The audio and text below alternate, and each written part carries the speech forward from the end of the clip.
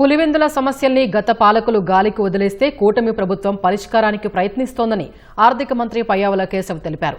Pulivendula municipality పరిధిలో సమగ్ర నీటి సరఫరా పథకం నిర్మాణం పూర్తి చేయలేదని విమర్శించిన ఆర్థిక మంత్రి దీని బిల్లుల్ని కూడా పెండింగ్లో పెట్టిందని వెల్లడించారు. వేంపల్లి నుంచి గండి వరకు రోడ్డు విస్తరణ, కాలేటివాగు రిజర్వాయరు పనులు వంటివి గత ప్రభుత్వ హయాంలో ఏమాత్రం పట్టించుకోలేదన్నారు. ఈ రాష్ట్ర ప్రజానీకం మా మీద పెట్టినటువంటి నమ్మకాన్ని మేము మర్చిపోవడం లేదు అధ్యక్ష. ఏదైతే కూటమికి ఒక్కొక్క ఓటు పడిందో అధ్యక్ష, ఆ ఓటు వెనకాల వాళ్ళ ఆలోచనలు ఆకాంక్షల్ని మేమందరం కూడా గుర్తుపెట్టుకుంటున్నాం అధ్యక్ష. అధికారం అనేటువంటిది మాకు ఒక సాధనం మాత్రమే, ప్రజలకు పనిచేయడానికి అనేటువంటిది పదే పదే ముఖ్యమంత్రి గారు చెప్తా ఉన్నటువంటిది మేము మాటల్లో చేతల్లో కూడా చేసి చూపిస్తా ఉన్నాం అనేటువంటిది ఈ సందర్భంగా చెప్తున్నా అధ్యక్ష. రకరకాల విమర్శలు చేస్తా ఉన్నారు. ఆయన ఏదో అద్భుతాలు చేశారని చెప్తున్నాడు అధ్యక్ష. ముఖ్యమంత్రి గారు ప్రతిరోజు కూడా ఒక పార్లమెంట్కి సంబంధించినటువంటి ఎమ్మెల్యేలందరితో కూడా మాట్లాడుతున్నారు అధ్యక్ష. ఈ రీసెంట్గా ఒక 3 days బ్యాక్ కడప జిల్లా వాళ్ళతోటి, అంతకుముందు 2 days బ్యాక్ కర్నూలు జిల్లా వాళ్ళతో జరిగితే పులివెందల్లోనే ఇంత పెద్ద లిస్ట్ ఇచ్చిపోయారు అధ్యక్ష. పెండింగ్ చేయాల్సినటువంటి, చెల్లించాల్సినటువంటి బకాయిలు వాళ్ళు ఎవరు చేశారనేది ఇప్పుడు అప్రస్తుతం. మా ముఖ్యమంత్రి గారికి పులివెందల్లో డ్రింకింగ్ వాటర్ ఇచ్చారు అధ్యక్ష.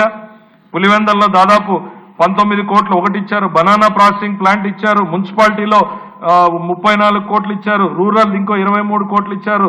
రోడ్లు ఆగిపోయినటువంటి ఈ ఒక్క పులివెందల్దే దాదాపు లిస్ట్ ఇచ్చిపోయారు అధ్యక్ష.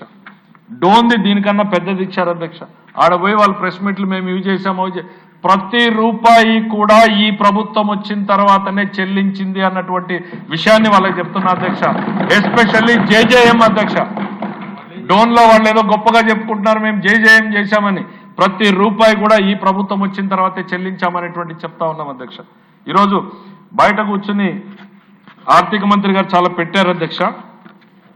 నేను కూడా ఈ సభ ద్వారా కాదు అధ్యక్ష, ఆయన మాజీ ఆర్థిక మంత్రి అధ్యక్ష, ఆయన పెట్టిన దానికి కూడా నేను కూడా ప్రెస్ మీట్ ద్వారానే చెప్పాలనుకుంటున్నాను అధ్యక్ష. ఆయన గతంలో వాళ్ళు పెట్టినటువంటి బడ్జెట్ల కాపీలను మర్చిపోయి, దాన్ని ప్రజలు కూడా మర్చిపోయారనుకుని ఏదో చెప్పేస్తే సమాజం నమ్ముతుంది అని అమ్మేటువంటి పరిస్థితుల్లో ఉన్నారు. ఆయన చెప్పిన ప్రతి దానికి కూడా డీటెయిల్డ్గా సమాధానం చెప్తాం అధ్యక్ష. ఆ కంపారిజన్ లో గతంలో వాళ్ళ ప్రభుత్వంలో ఏం జరిగిందో కూడా చెప్తాం. ప్రతి అంశంలోనూ మేము 10 రెట్లు మెరుగ్గా ఉన్నామన్నటువంటి అంశాన్ని కూడా చెప్పదలుచుకున్నాం అధ్యక్ష.